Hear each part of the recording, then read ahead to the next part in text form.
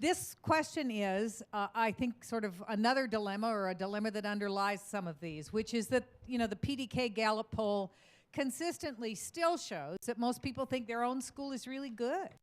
So how do we get people to understand that the kinds of changes that are going to be necessary to move to, for example, the Common Core standards are necessary and really something that we're going to have to do?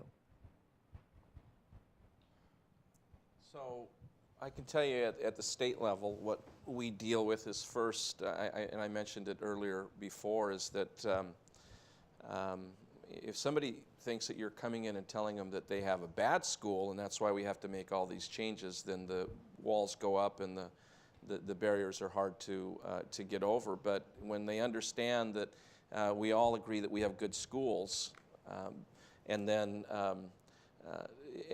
have the conversation about is good enough, when what every parent who thinks that their child goes to a good school is assuming is that means that their child is going to live a prosperous life because they're getting a good education. When they understand that in today's economy that there's over 2 million jobs that are unfilled because of an unskilled workforce, not because of lack of jobs, that 2 to 3 million people who are unemployed today could be employed if they had better skills that they should have gotten when they were in high school. When they understand that in Idaho, 91% of our children graduate from high school, but only 47 go on to post-secondary education. So we go from one of the highest graduation rates in the country to one of the lowest of the number of students that go on to post-secondary education, and that 60% of the jobs today require some education after high school.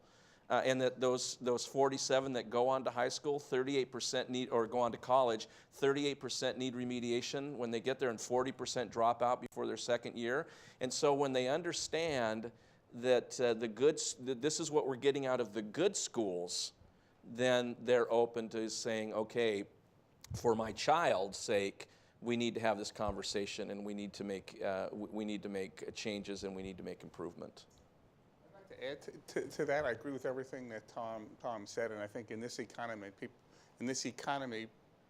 people, parents in particular, understand more and more the connection between further education after high school and opportunities for adult success. We also need to learn how to talk about this somewhat differently than we have been, and I think we've been learning this at Achieve. We've been talking for a long time about college and career readiness. What I believe most people hear when they hear those terms is some kids are going to go to four-year colleges and everyone else ought to be ready to go to work. What we have started pointing out is that we think we want every student in this country to be career ready.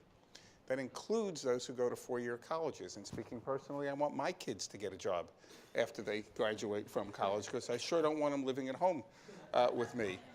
So, but a four-year college is not the only pathway to a 21st century job. Two-year programs, technical training programs, programs that lead to industry-recognized credentials are all post-secondary pathways, right, to prepare students for careers. It doesn't roll off the tongue as easily as college and career. We've got to find a different way to talk about this so that people can more clearly understand that what we're trying to do here is build an education system that works for all kids and gives them opportunities after high school. I'm not sure we've communicated that as clearly as we need to. Yeah, one little additional point. I think a lot of states are going to have the opportunity to do what both Tom and Mike said. When student scores come out with new tests and higher benchmarks.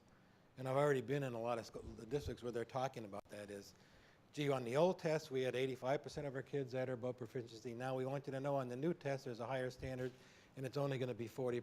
So this is going to happen all over America, and I think that'll be an opportunity to start talking about what we're trying to strive for now, and what's happened with the bar, and the fact that we might have been okay before, but we need to become a lot better.